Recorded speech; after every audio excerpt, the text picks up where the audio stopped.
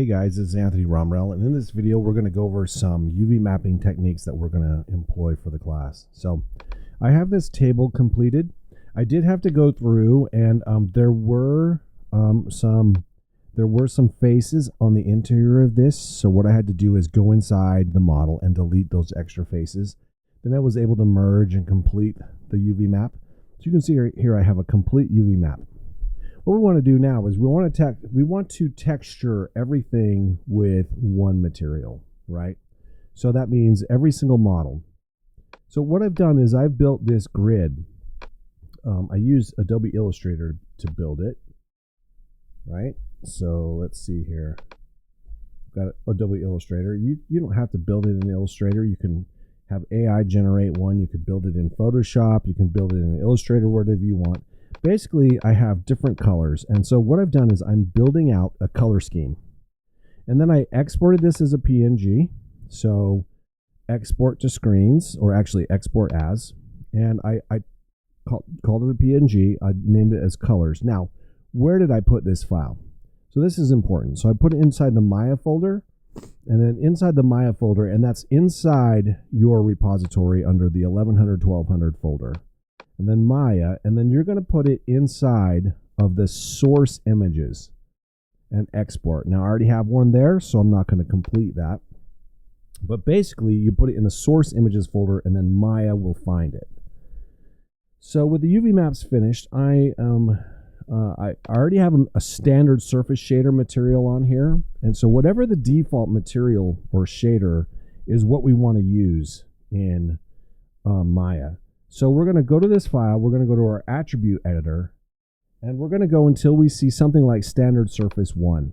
It may be something different for you, but as long as it's the default material, okay? And then what we're going to do is we're going to go to this color. We're going to click on this little grid right here, and a little pop-up window went off screen. I'll pull it back to my screen. And we're going to click on File, and once we've done that, there's a little folder here we're going to click, and it should have loaded our source images by default. Now, if it didn't do that, you didn't set your project correctly, and so you'll probably want to do that. But inside here is that colors PNG, and I'm just going to hit open. And then to shade this, we're going to hit the 7 key, right? Excuse me, the 6 key. So 4 is wireframe, 5 is shaded, 6 shows textures. So you can see that I have the table and it's multicolored. That's not what we want. What we want is for the table to be on 1 or 2 colors. So what we're going to do is we're going to right click, go to UV shell. We're going to select our shells and hit the R key to scale.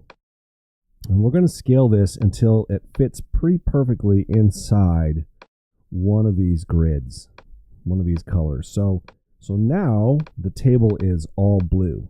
Now this is what we want for our entire room. We're going to UV map all of our models to this particular color grid. Now, again, you could use my color grid. It should just be on Git, and if not, you can generate your own. And I have just a number of colors. So I'm going to basically be in the blues and browns. So I have several shades of browns, several shades of blues, several shades of yellow, and a few other just random colors. Okay. So I'd say random, but I was a little bit more deliberate than that. Now let's say I want the legs to be brown. I'm just going to go back to UV shells and grab these 3 legs, and I'm going to pull these to a brown color, just like so. And you can see, let me just right click, go to object mode and deselect it, that this now has a blue top and brown legs, this is what we're going for. And there's many reasons. Most of it's for optimization reasons, and some of it's to be simple as we're teaching, but really want you to get to know color schemes and use a color scheme, right? So and you can have an AI generated color scheme for you. You can research a color scheme. If you know a lot about color, you can just build your own, right? Okay, so I'm going to save this model, and I'm going to open another one and do the exact same thing. So I'm going to open scene. I'm going to open the chair. I've already done this one time. So I did the same steps, but just to walk you through it, first of all, I had to delete my history on this chair. And then I went over to where it says standard surface 1, and I clicked on color, and I clicked on file, and I loaded this this texture in here. Same thing, loaded the textures in here. And I've got a little bit of a problem with the chair. It doesn't shade properly even if I hit the 5 key. So I'm just going to reassign an existing material. So existing material, standard surface, and now it's appeared. If I hit the 6 key, it's going to shade. This chair is on that blue. I've already scaled it down. So what I can do now, I'm just going to right click, go to UV shell, grab all my shells. And you know what? I can move this either to a green or to a brown or to a yellow. You can pick, right? So, or you can do multi-tone, right? So I could take this UV shell and maybe this UV shell and drag these to a green, right? So we can get some interesting tones on that. We could even do a 3-tone if we wanted to. Let's say that we wanted the top of it to be a certain color. So I'll grab the areas that are the top pieces. Those are the top pieces there. And let's move these maybe to a blue. Right. Okay, so now I have 3 colors on this model, and I'm going to save it. And then I'm going to open up and work on one more model, because we want you to do UV map 3 models for this assignment. So open scene. Let's open the sofa. Okay. Now I did a little different things on the sofa. I automatic mapped this one, right? So you can see there's lots of pieces, and it would be important for me to go through and clean this up by sewing things together, or or either sewing them together, or I'm trying to think of it from a stitch together. Sorry about that little mental delay here. So I'm going to right click. I'm going to do that. I'm going to go to, so what I did first was I took each one of these items, right? I went to object mode. Okay. Object mode here. And I just did an automatic map. Okay. So you do that by coming over here and saying create automatic. And I automatic map this one, and this one. Now for the pillow, I'm not going to automatic map this, because if I automatic map this, it's going to give me this. So one important thing about this pillow, it's been created with NURBS. So it already has it. Well, what I need to do is just cut this properly, right? NURBS give us really great UVs. So what I'm going to do is go to edge. I'm going to just double click this edge. And you know what? It looks like it's been cut already. Let me just see. Let me go to object mode. Let me see if I can't lay out the UVs. Oh, and it did it. Great. So that's already done. Didn't need to do anything else, right? Because both sides have already been UV mapped. So just lay that out. If you want it to look more like a pillow, great. We'll just unfold it. Okay. And then I'll just manually go through that shell and hit E to rotate. Okay. So, perfect. And same thing. In fact, what I could do is select both objects at the same time. I could hit unfold on both of them. And then I'll just take this shell and rotate it over the top of that one so that they're nearly identical. And then what I can do is I could lay them out myself, or I could lay them out with a computer. I think that's pretty good. Now the UV mapping's done, because NURBS creates really great UVs automatically, so no need to automatic map them. These should be put together. So if I were to take just a minute and go through and go to edge mode and click on this and do things like stitch together, right? So stitch that together, right? Hit G to repeat, stitch all that together. Let's find that last bit. Let's see. There's one right here. Let's stitch that together. Stitch that together. Okay, some of these I didn't want to stitch together. Let's try that again. Stitch together. That'll work.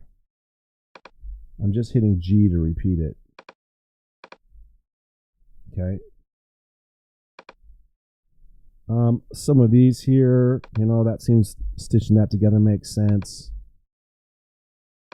That probably makes sense. When it stops making sense, like these two connections probably wouldn't go well together, but these two connections would. That'll be fine. And you know what? You just you try your best to make sense of it while, trying to resolve UV mapping in general. You know what I mean? So do your best. That's pretty good. That looks pretty good. Let's try some of these. That would work. That would work. That would work. All right. And some of these just won't work. Let's try that one. That'll work.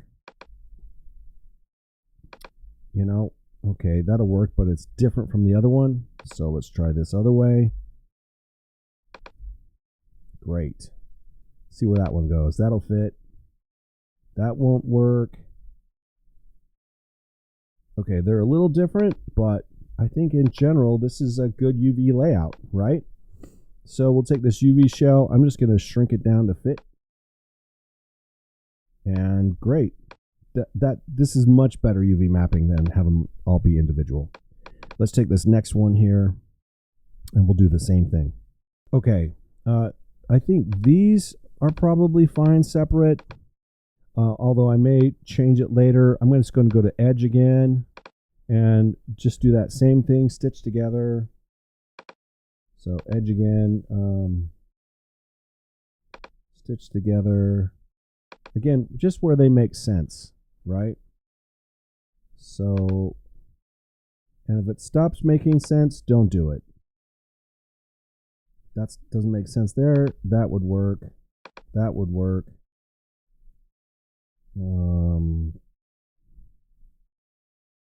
That's not going to work. That's not going to work. So this is the best we're going to get out of this one, right? I can take this middle piece and drag it inside, right? Wait, that's one shell. So you know what? They're going to have to be separated. So what I will do though is rotate these. I'll hold the J key and rotate that. I won't use the layout because I think this layout is better of my own creation. Okay, now we're going to go back. I'm going to make sure that these are all on that initial shader. These were all separated before. I'm going to zero these back out. So I'm going to go to my channel box. Channel box, there it is. I'm going to type in 0 in all the transforms. It's going to put this couch back together. And then I'm going to apply, make sure that I'm on that standard surface shader 1. Great. And then I'm going to, just with one of the models in the attribute editor, go to that standard surface shader, click on color, load in a file, and then click on that folder button, load in the colors, and hit the 6 key. You can see it's all shaded. It's not exactly what I want, but I will select all of the UVs at once. I'm going to go to UV shell. I'm going to shrink them all down so they fit in one portion of the grid. Let's pick blue for now. So actually, let's make this brown. Okay, and then we could pick parts. So I'm going to go to these UV shells and make these a green. I'll select these other UV shells. Right, so it's like this bottom part right here, this whole UV shell. Let's make this more of a reddish color, right? And the pillows could be two-tone maybe. Okay, and so there you have it. We've UV mapped our couch. Now one last bit. We're going to come up here and we're going to open up our room scene, and you can see them all together, right? So our room scene, and you know what? I don't have the sofa in here. You can see I've got the chair and the table proper. I'm going to go to File. I'm going to create a reference, and we're going to bring that sofa in. And you could see, right, there's the sofa with all of its correct UV coordinates, right? I'm going to have to do a little bit of work to get that sofa in here. And you know what? It's just going to require some grouping and some other things, just like we did with the table. But what we're going to do is go back through. For this week, we're going to UV map 3 of our models. And then the next week, we'll UV map the rest. And we'll have pretty much a working room.